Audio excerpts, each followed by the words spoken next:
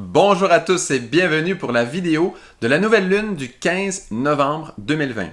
Alors, je vous avais dit à la dernière nouvelle lune que c'était le dernier grand aspect de la conjonction Saturne-Pluton-Jupiter en Capricorne. C'était vrai, c'est vrai, dans le sens par rapport, disons, au carré à Mars et au côté très, on va dire, matériel concret qui va dans toute la dynamique, on va dire, reliée autour un peu de la COVID, là, ce sujet est en train de changer. Lui, vraiment change depuis cette nouvelle lune-là. Évidemment qu'il y a eu quelques jours après où tout ça travaille spécifiquement.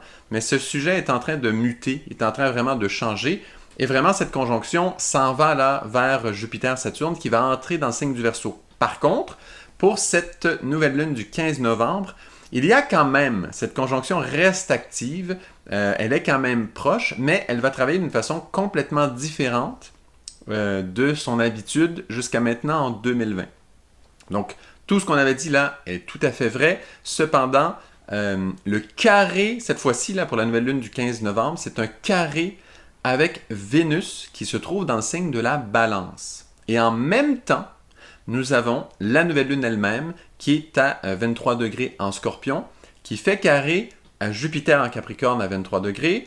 Vénus, elle qui fait son carré avec la conjonction, elle le fait avec Pluton de façon précise, 22 degrés, 22 degrés. Donc bien sûr, Vénus, 22 degrés en Balance, Pluton, 22 degrés en Capricorne. Donc vous voyez là les aspects, je les mets, je les montre. Et d'ailleurs, je vais vraiment me concentrer sur ces aspects-là pour cette nouvelle lune parce que ce sont réellement les aspects les plus importants. Donc je vais mettre bien sûr le thème avec tout, mais aussi le thème que avec ces aspects.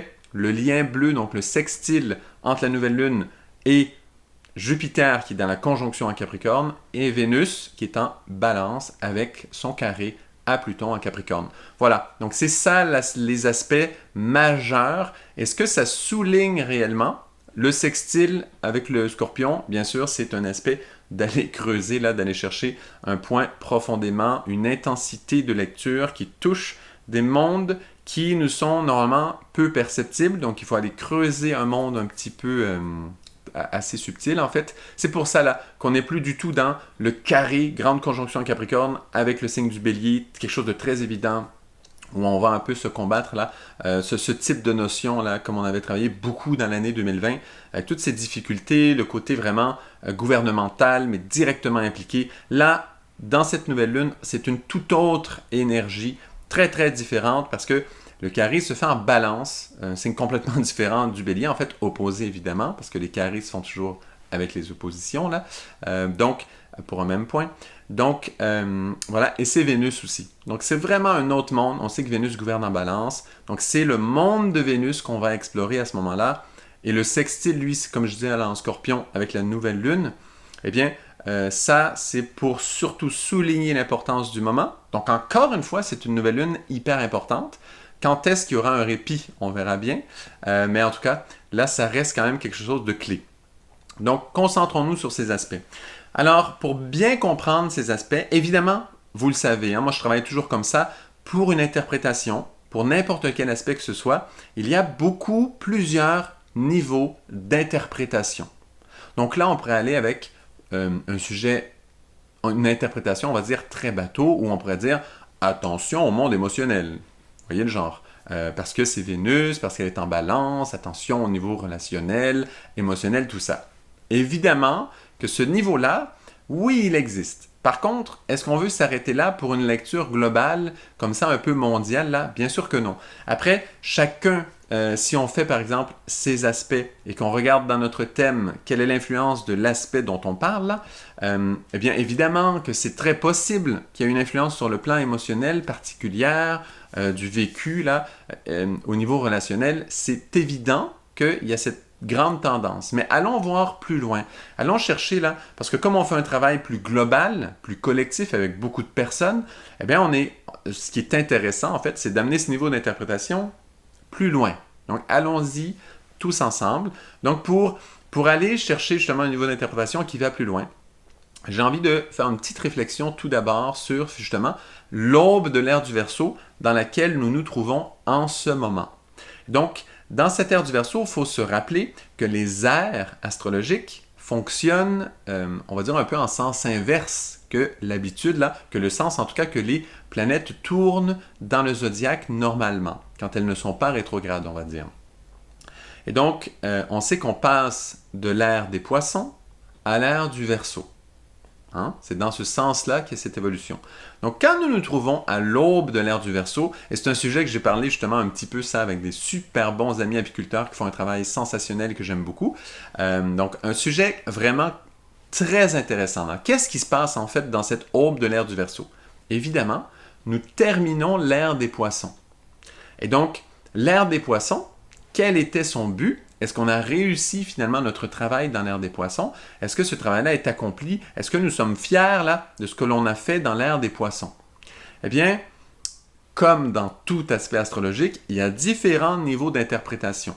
Moi, je vais dire comme ça rapidement, un peu l'idéal, en tout cas un des points importants quand on traverse l'ère des poissons, c'est d'aller toucher des émotions, des sentiments mystiques très profonds en fait. Des sentiments mystiques grands, vastes, quelque part là, on va dire un peu en science initiatique, on dirait toucher un peu, essayer le plus possible, en tout cas faire ce que l'on peut pour toucher le plan bouddhique, ça veut dire ce plan qui touche un peu l'âme, et donc des émotions, des sentiments qui sont larges, vastes, mystiques, et qui nous rapprochent vraiment du monde invisible, mais à travers le plan émotionnel, et qui nous amène dans cette lumière, mais à travers des émotions là, du signe des poissons. Hein. Le signe des poissons, c'est un signe gigantesque, extraordinaire.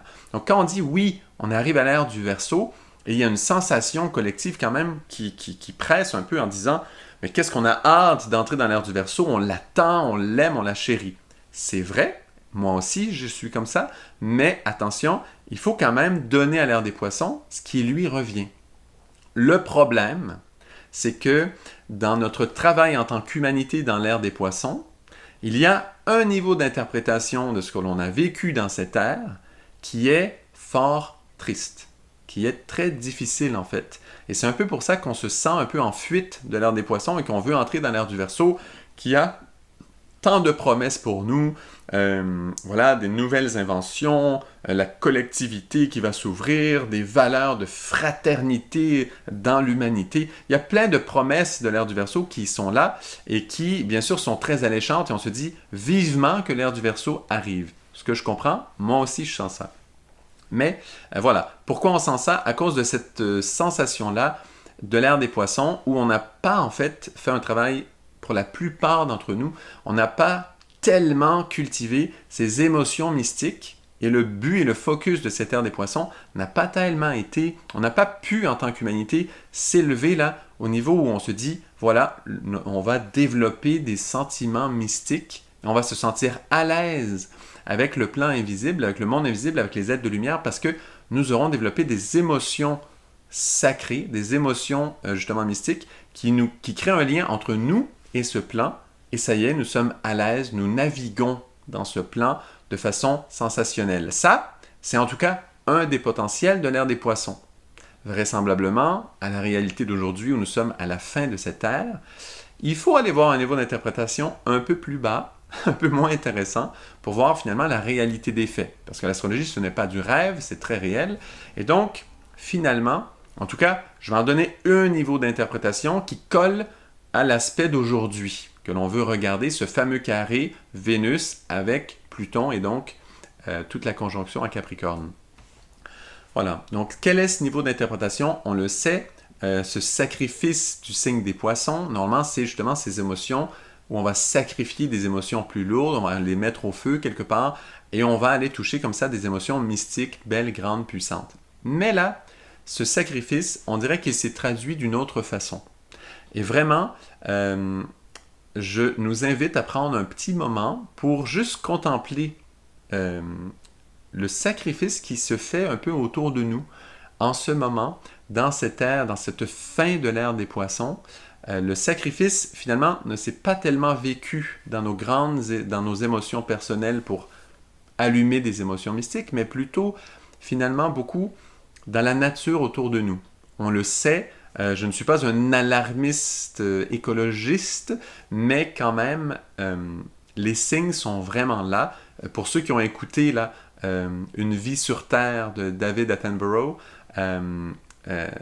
c'est quand même, il y a beaucoup d'éléments dans ce film-là qui parlent beaucoup. Et pour ceux qui connaissent en fait ces sujets de la planète qui, franchement, connaît des vraies difficultés, on parle évidemment du réchauffement climatique. Je le dis comme ça, c'est tellement médiatisé que ce mot veut dire différentes choses pour chacun, mais il y a une vraie réalité quand on pense à la fonte des glaciers, c'est super sérieux.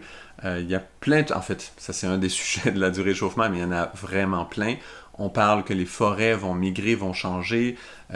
Beaucoup de choses sont en train de se transformer sur Terre. Et donc ça, c'est un sacrifice quelque part. C'est comme si finalement, cette énergie des poissons, il y a une dissolution. Hein? On sait que le signe des poissons travaille avec la force alchimique de dissolution. Et donc, on le sent ça. Vraiment, il y a une dissolution qui se passe. Toutes les grandes beautés de notre planète, beaucoup de ces perles, de ces merveilles sont en train là de se terminer, de se dissoudre. C'est vraiment, quelque part, extrêmement triste ça. Pour certains, ça va même éveiller un sentiment d'alarme, justement, un sentiment de détresse. Moi, j'entends toutes sortes de choses. Hein. Il y en a même qui vont faire le choix de ne pas avoir d'enfants parce que l'humanité détruit trop la planète. Ça va jusque-là dans certains cas. Je ne sais pas que c'est une généralité, mais je l'ai entendu. Il y en a qui pensent qu'ils ne se rendront pas, des jeunes là, qui pensent qu'ils ne se rendront pas à 50 ans parce que la planète se détruit tellement.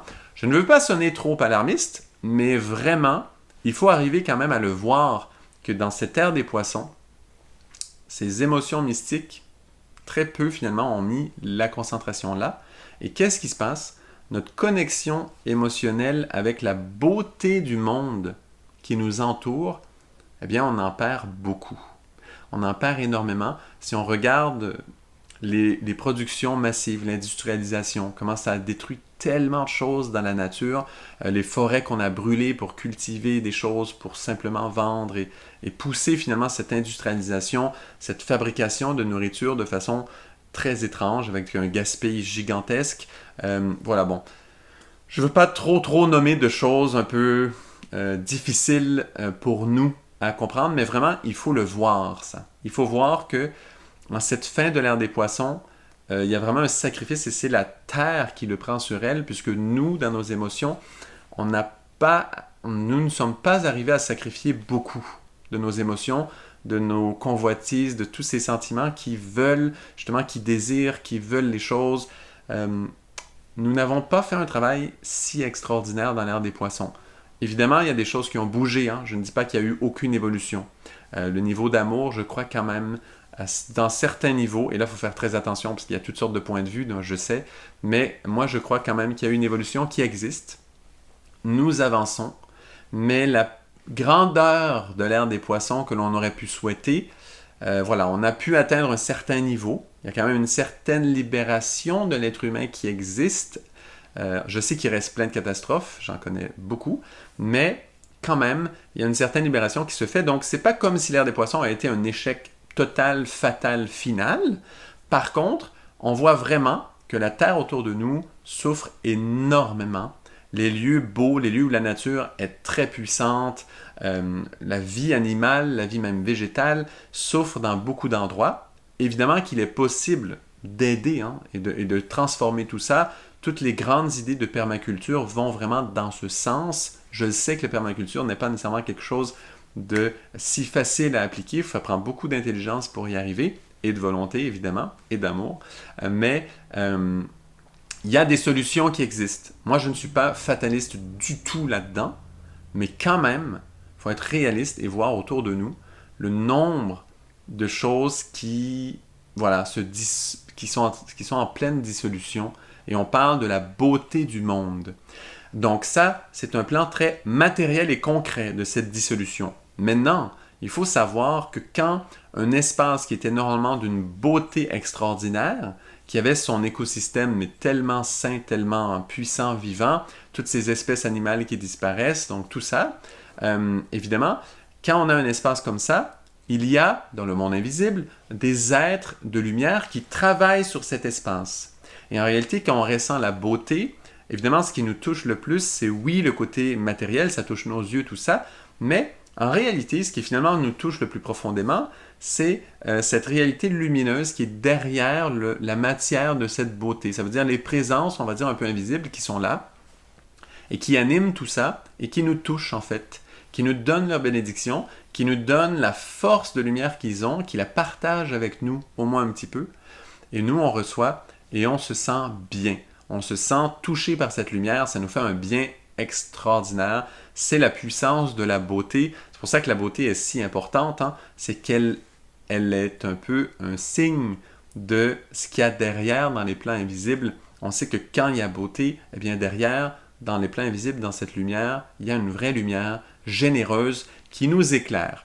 Et donc, quand on est en période de dissolution comme ça, il y a plusieurs clairvoyants qui l'ont décrit, les entités de lumière qui veillaient sur ces endroits de nature exceptionnelle, en fait, nous quittent un petit peu.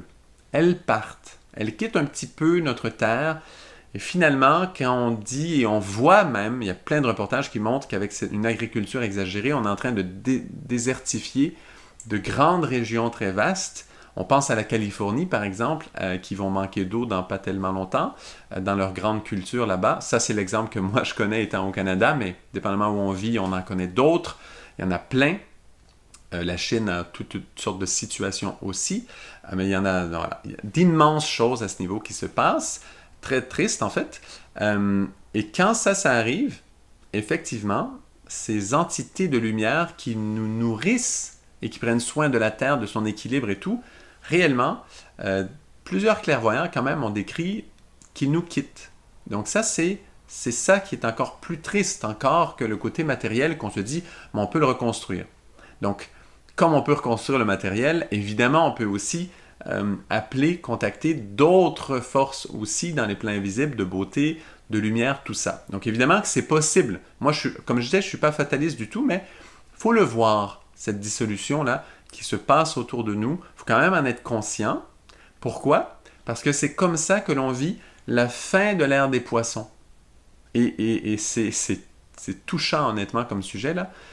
Ce qu'on fait comme humanité, finalement, pour vivre la fin de cette ère des poissons, qui, normalement, était la porte de tellement de mystères, si on donne nos émotions, si on travaille avec nos émotions, et vraiment qu'on va vers ce monde de lumière, normalement, dans l'ère des poissons, il y avait des grands trésors pour nous. Et je suis certain qu'il y en a plein qui en bénéficient de ces trésors, mais au niveau de l'échelle de l'humanité, nous ne sommes pas encore rendus là tout à fait, malgré tout ce que Jésus a pu apporter, ce sacrifice, tout ça, tout ce qui a été amené. Voilà, on a fait un chemin, on a fait certains pas, mais nous ne sommes pas encore au maximum du potentiel de ça du tout. Et voilà, nous créons cette dissolution qui touche le signe des poissons. Voilà. Et voilà, plein de belles choses nous quittent comme ça. Il y a un côté vraiment triste, on est vraiment en fin de cycle quelque part. Cette force du poisson, on la sent. Voilà, il y a tout ça qui se passe. Et du coup, être conscient de cette fin de l'ère des poissons nous ouvre un peu la porte sur qu'est-ce qui va arriver dans l'ère du Verseau. Parce que l'ère du Verseau aussi, ces grandes promesses de l'ère du Verseau, la fraternité, tout ce que j'ai nommé tout à l'heure, là. Ben oui, c'est extraordinaire l'ère du Verseau, on l'attend, on la souhaite, l'ère du Verseau. Mais c'est pareil, l'ère du Verseau, qu'est-ce que l'humanité est prête à vivre avec la force de l'ère du Verseau? Regardez ce qu'on vient de faire avec l'ère des poissons.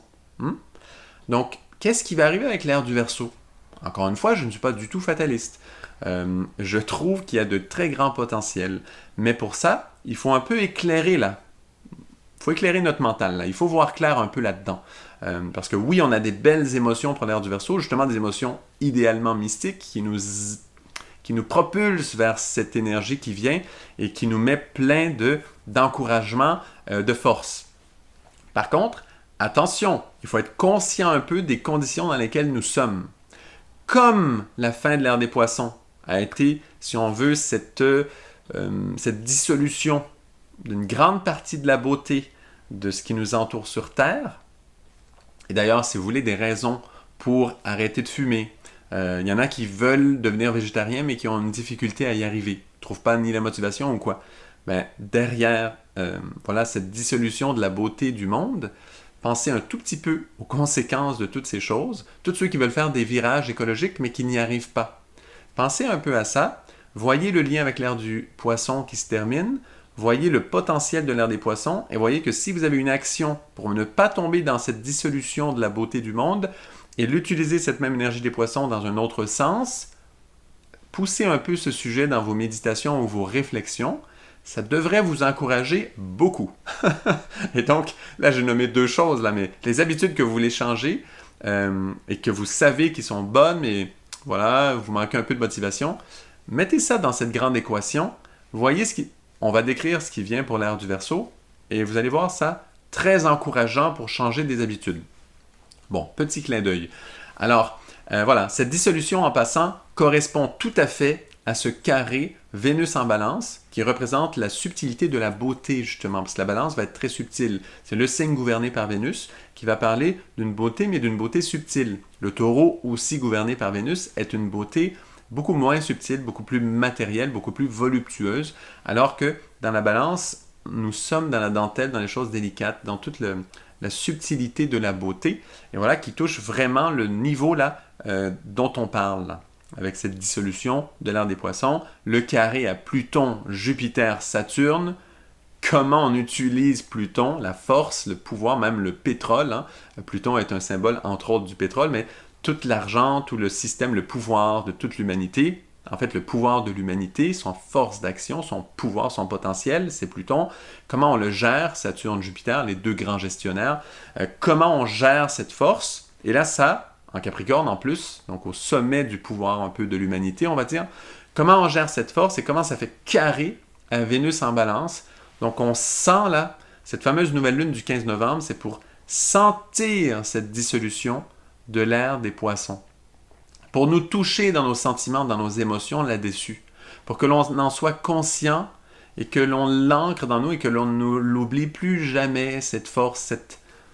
Ah là là, ce rôle que l'on joue en tant qu'humanité là, tellement important. Bon, donc ça va, on a assez parlé de ce sujet, je veux surtout pas vous laisser sur une note pareille, mais donc on le comprend. Ça c'est la première étape. Maintenant qu'on comprend cette étape, qu'est-ce qui va arriver dans l'ère du Verseau? On le sait, l'ère du Verseau, c'est la collectivité, les inventions, les nouvelles idées, les grandes idées, tout ce partage universel du Verseau qui s'en vient. Donc, nous sommes pleins d'espoir. On a l'impression que les inventions qui vont tout régler sont à quelques pas de nous.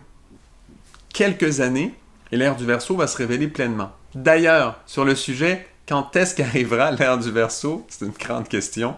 Plusieurs essaient de résoudre l'énigme. Petit clin d'œil. Comme l'ère des poissons n'est pas terminée, pensez-y un tout petit peu que Neptune se trouve toujours en poisson. Et bien sûr, elle a d'immenses cadeaux à nous donner. Donc, évidemment que il nous reste un travail à faire dans l'ère des poissons. Je pense que là, on en est tous conscients avec ce que je viens de décrire. Donc, pensez un tout petit peu que cette présence de Neptune en poisson souligne tellement la force des poissons en ce moment qu'il serait très difficile d'entrer comme ça pleinement là, dans une ère nouvelle. Donc, pensez-y un tout petit peu. Neptune doit voyager un petit peu plus pour que ces portes du Verseau s'augmentent et se clarifient et que vraiment nous puissions avoir les 2 pieds dans l'ère du Verseau. En ce moment, on a un peu un pied encore dans l'ère des poissons et un pied dans l'ère des Verseaux. Du Verseau, et donc on est un peu entre deux. C'est une période entre deux. Évidemment, tant que Neptune est en poisson, ce pied dans l'ère des poissons, je ne crois pas que nous puissions le perdre. Ça m'étonnerait beaucoup là, qu'on puisse sentir ça de façon si claire tant que Neptune travaille en poisson. Et donc, on a une chance encore de faire ce travail. On pourra toujours le faire, évidemment. Mais on a vraiment une chance d'être soutenu par le ciel dans ce travail des émotions. Et cette transformation-là des émotions, d'ailleurs, vous le savez, ces catastrophes écologiques là que je nommais un petit peu, qui sont très nombreuses. Hein. On ne peut même pas penser à toutes les catastrophes d'un coup. Il y en a tellement. Moi, là, j'en ai nommé quelques-unes, mais c'est infime par rapport à tout ce qu'il y a. Donc, bon, tout ça, évidemment, touche des émotions en nous très profondes, qui touchent l'avenir de l'humanité, l'avenir de notre planète, tout ça.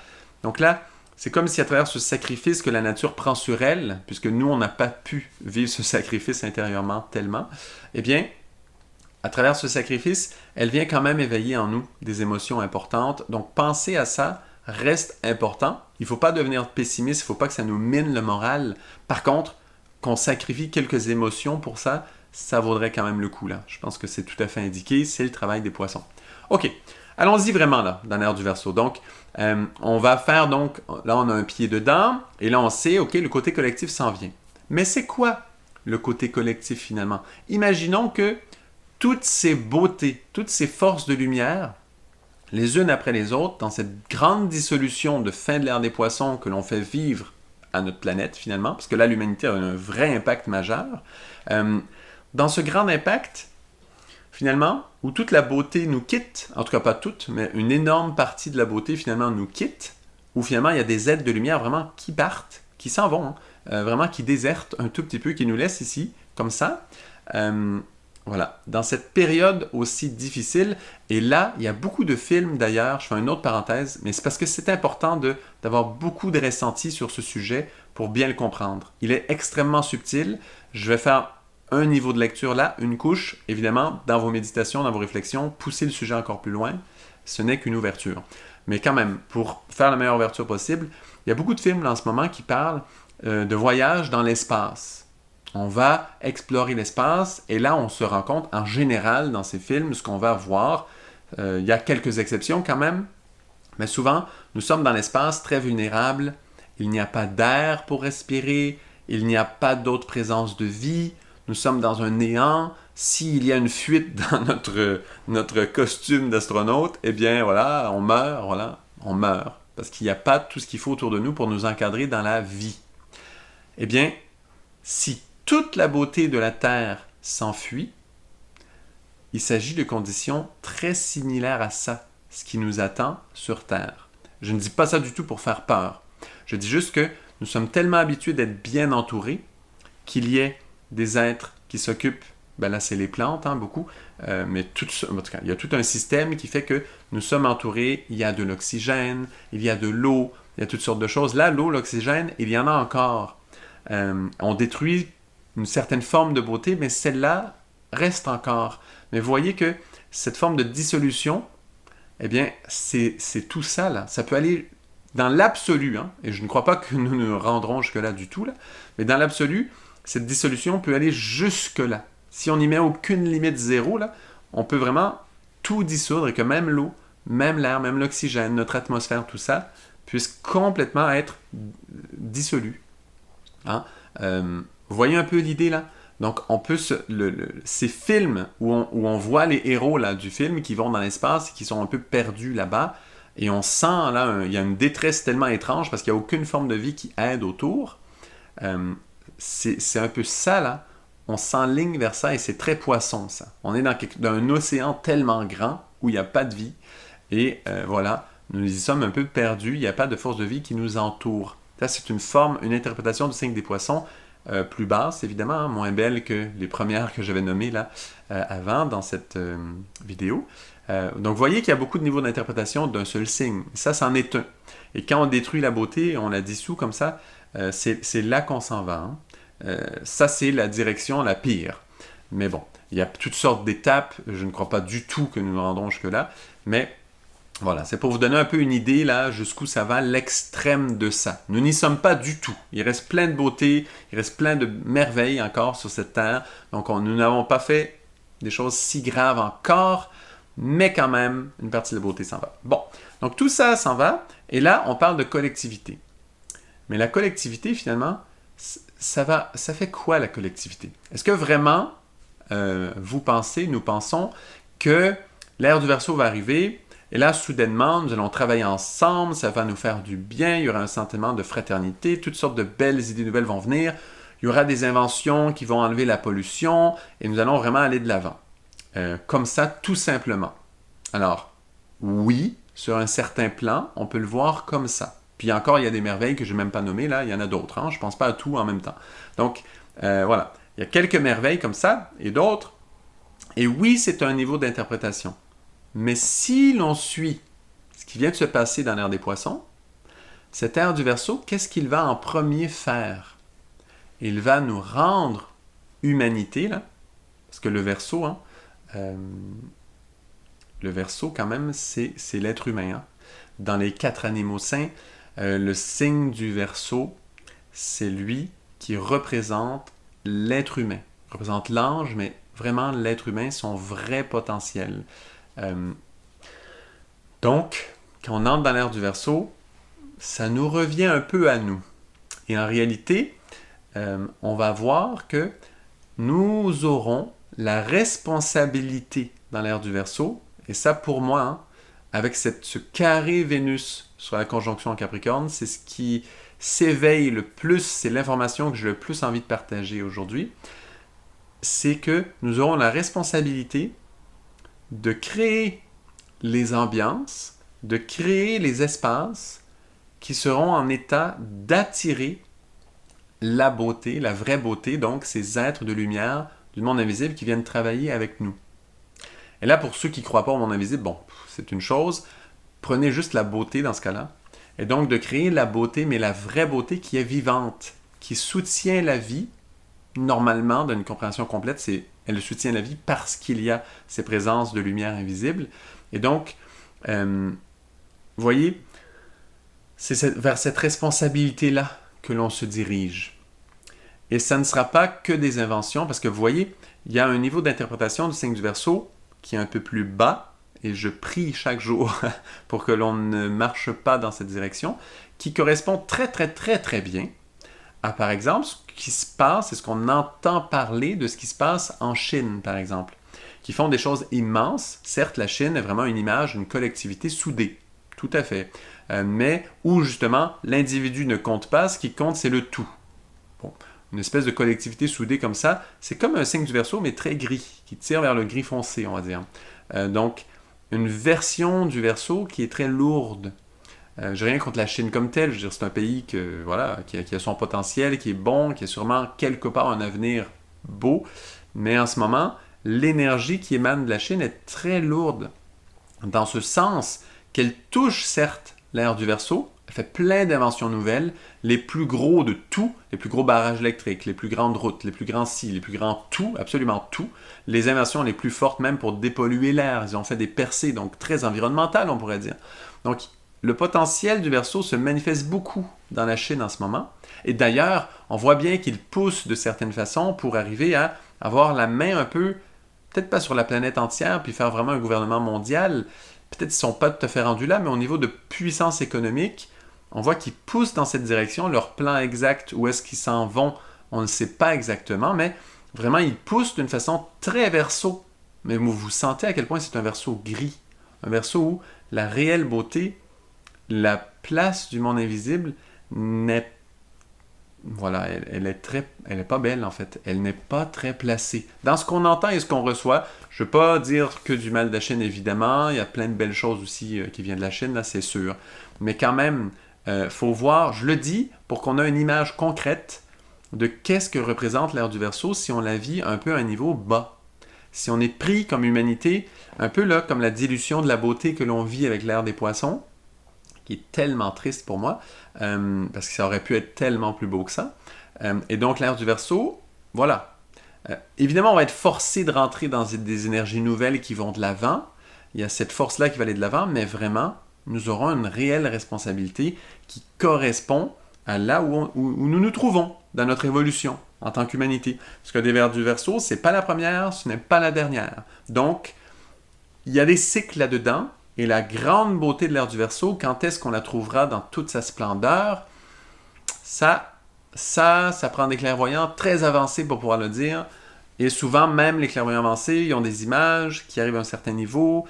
Et voilà, ça finit par être un symbole. Puis bon. Donc, finalement, moi, je dirais, Dieu seul le sait, quand est-ce qu'on touchera vraiment l'ère du Verseau la meilleure?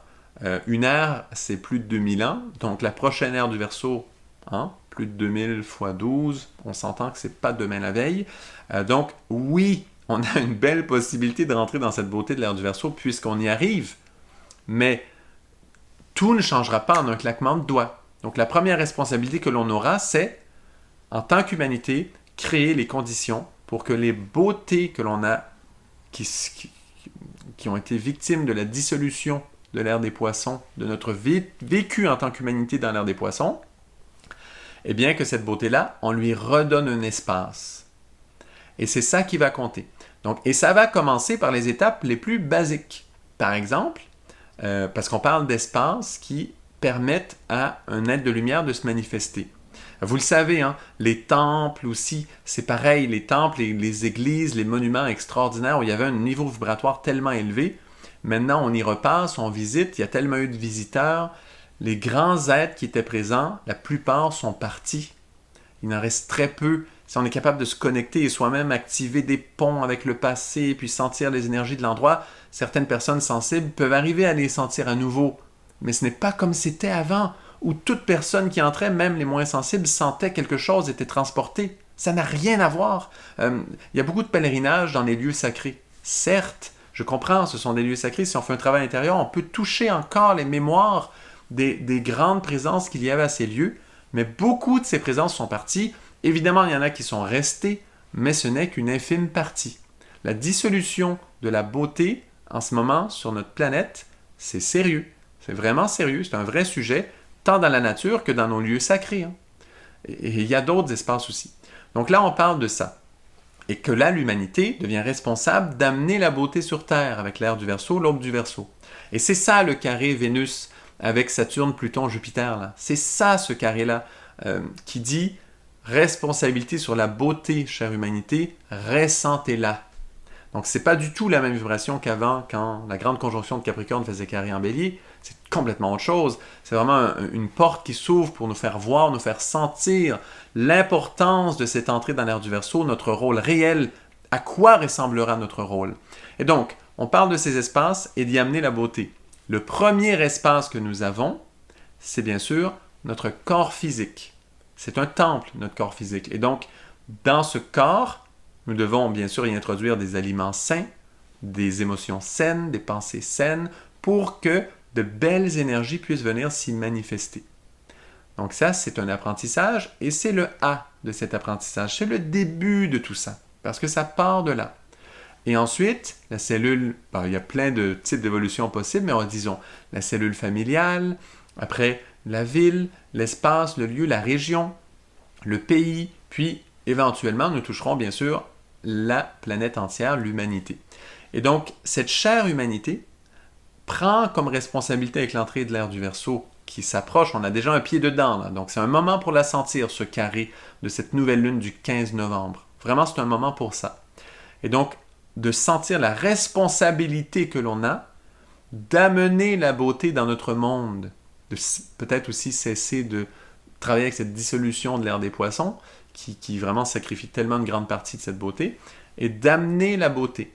Et là, la question se pose, est-ce que cette beauté, comment est-ce qu'on va l'amener? Oui, dans notre corps, ok, mais le grand cliché qui collerait en plus à l'ère du Verseau, hein, ce serait de l'amener par la technologie, et donc de créer des illusions de beauté. Et là-dedans, nous devenons déjà très, très avancés. Là.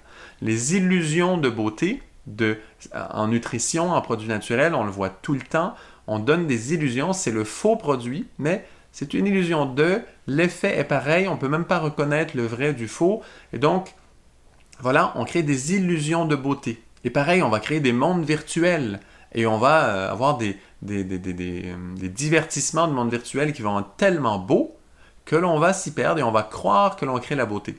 Alors là, quand on fait ça, nous n'éveillons pas, nous n'allons pas chercher cette aide du monde invisible, cette beauté de lumière, la vraie beauté, qui va soutenir la vie autour de nous. Parce que c'est une énergie du Verseau, celle-là, qui se lance dans la technologie, qui est très grise. Certains même disent que c'est irréversible, qu'on est pris pour foncer dans la technologie et qu'on va s'y perdre, c'est sûr à 100%, que bientôt la technologie sera, et peut-être c'est déjà fait d'ailleurs, parce qu'ils disent toujours que ça va plus vite que ce qu'on pense, donc la technologie sera plus intelligente que nous, c'est elle qui va créer tout l'avenir de l'humanité, elle va tout sauver, puis ça va être extraordinaire. Hein? Et donc là, vous voyez bien que c'est un chemin très gris, ça veut dire qu'il n'est pas vert du tout, il n'est pas du tout ancré dans la beauté. C'est quelque chose qui est c'est pas très beau. On se sent pas très bien. Quand on est entouré de technologie, la vie en nous n'est pas très soutenue. C'est comme dans le vaisseau spatial dans l'espace. Technologie de très haute pointe. Là, on est bien entouré de technologie. Mais en réalité, on le sent là-bas. En fait, il y a peu de vie, finalement.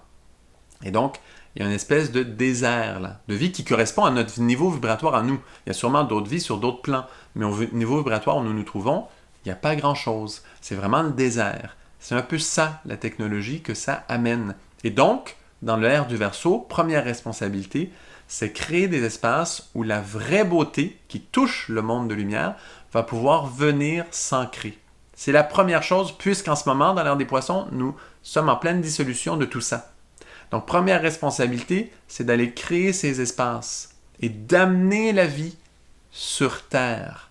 D'amener, quand je dis la vie, je parle de présence spirituelle, d'aller les chercher, tous ces temples que l'on a désacralisés, simplement en les visitant, simplement en faisant toutes sortes de choses inconscientes, où les espaces ne vibrent pas comme avant, tous ces lieux de la nature qui sont de vrais sanctuaires de la nature, où toutes ces espèces qui disparaissent, toutes ces forces de vie qui s'en vont, qui fuient, qui sont comme dans cette dissolution du poisson, eh bien, nous aurons la responsabilité d'aller les chercher.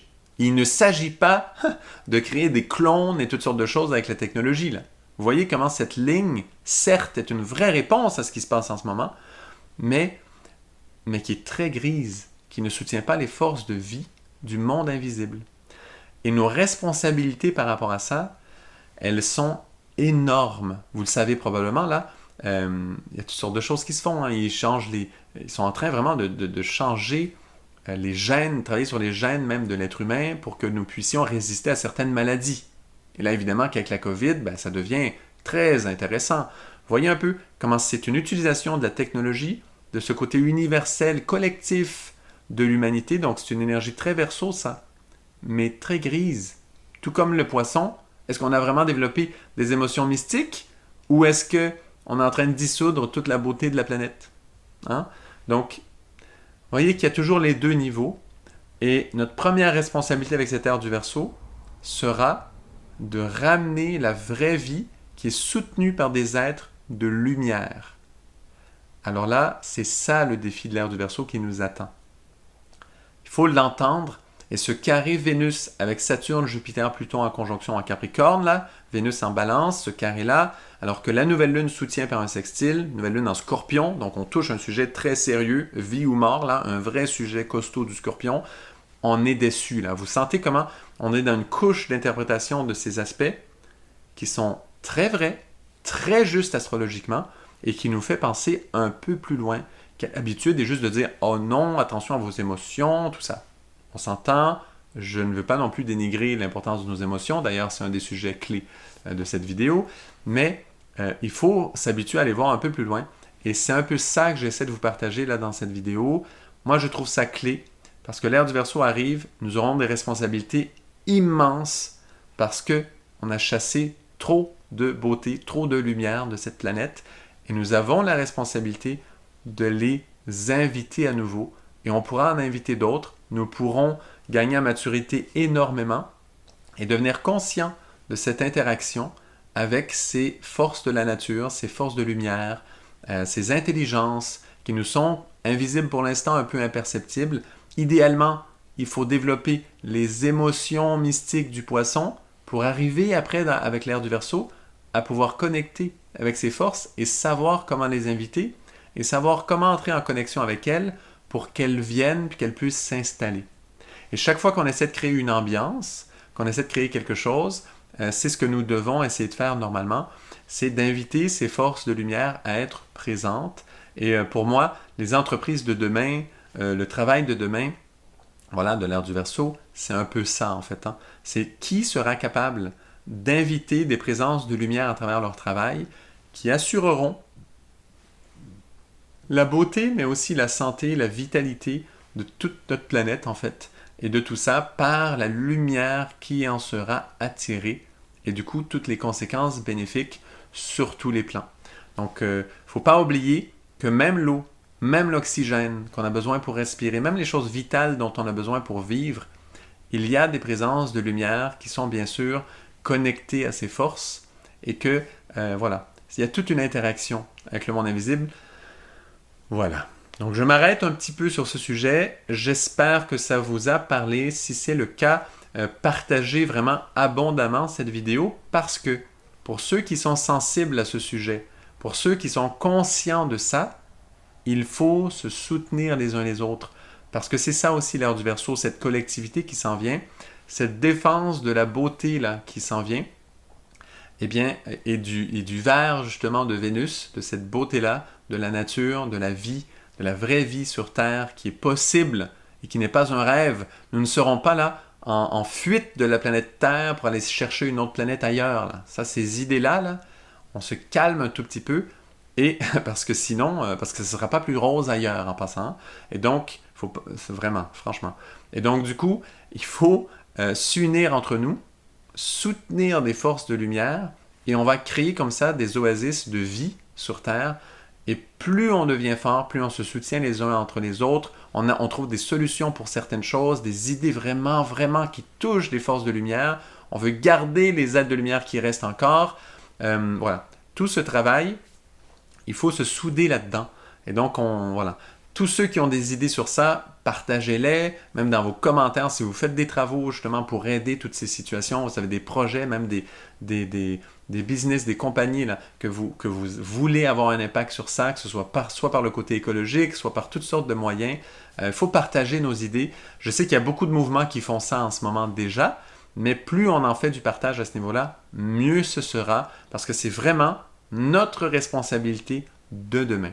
Donc, j'espère que ça vous donne une belle lumière sur l'ère du Verseau qui s'en vient, notre responsabilité par rapport à l'ère des Poissons, comment passer de l'un à l'autre, tout ce travail, voilà. Ce carré Vénus avec Jupiter, Pluton, Saturne en Capricorne souligne ça, nous fait voir, nous fait contempler notre responsabilité. Je ne sais pas si vous entendez, mais Saturne, Jupiter, Pluton, au niveau responsabilisation du pouvoir de l'humanité, c'est gigantesque. On l'a bien vu avec la dynamique COVID, tout ça, ok. Mais là, c'est cette responsabilité par rapport à la beauté du monde, Vénus en balance, et ça c'est un point de vue nouveau, et en fait c'est un des derniers cadeaux de cette conjonction en Capricorne qui se défait de plus en plus, là, elle se termine, et donc je voulais vraiment que ce soit clair ce point, parce que ça ne reviendra pas là, un aspect comme ça, donc c'est vraiment un moment pour se sensibiliser à ce travail unique. Profitons-en, parce que très bientôt, vous le savez, Jupiter-Saturne entreront en Verseau et toutes sortes de choses là commenceront déjà à se mettre en action, à s'activer, on va dire, par rapport à l'ère du Verseau. Mais avant ça, nous avons cette nouvelle lune du 15 novembre pour bien conscientiser le travail à faire. Et franchement, bon travail à tous avec ça. Merci beaucoup pour votre écoute. J'espère que c'est suffisamment clair, que ça vous touche, que justement, il y a quelques présences lumineuses qui soutiennent le mouvement, en tout cas que moi je souhaite de tout cœur dans cette vidéo. Je prends encore juste un petit 2 minutes pour vous convier à une vidéo sur l'apithérapie. Encore une fois, je la ramène, mais franchement pour moi c'est mon action la plus concrète justement pour aider la situation en ce moment sur notre belle planète. Et c'est tout le travail avec les abeilles, l'apithérapie, cette conscientisation à ce niveau-là. Qu'est-ce qu'on peut faire justement avec les abeilles, avec cet esprit des abeilles avant qu'ils nous quittent. Vous savez bien que les abeilles sont quelque part en danger et plus qu'on le pense, j'ai appris des choses nouvelles pour moi encore hier même dans une conférence super intéressante. En tous les cas, je vais partager ça dans cette vidéo-là sur l'apithérapie que je publie en même temps. Donc, je mets le lien. Si ça vous intéresse, le sujet qu'on a développé en astrologie, sachez que la vidéo qui suit là en apithérapie traite exactement de ça dans un cas très précis et concret. Donc voilà, j'espère que ça vous intéressera. Pour moi, en tout cas, c'est super précieux. Donc merci beaucoup. Puis si vous pouvez encourager la chaîne d'apithérapie aussi, ça ferait du bien parce qu'elle est toute petite, toute jeune, elle grandit doucement. Et j'aimerais vraiment qu'elle puisse avoir un impact réel dans ce monde pour qu'on commence vraiment à faire une différence tous ensemble. Puis s'il y en a aussi qui ont besoin de partager des initiatives comme ça, importantes, là, qui sont même concrètes pour le monde, mettez-les dans les commentaires. Je suis certain que ça va intéresser plusieurs. Puis même moi aussi, si j'y arrive, là, si j'ai le temps, je vais aussi regarder ça. D'habitude, normalement, j'y arrive. Donc voilà. Merci beaucoup en tout cas pour votre soutien. Puis partagez le plus que vous pouvez, évidemment. En tout cas, pour moi, c'est tellement important. Ça, c'est un des moments clés dans cette année. Et merci à tous pour votre écoute. Et à très bientôt pour une autre vidéo d'astrologie.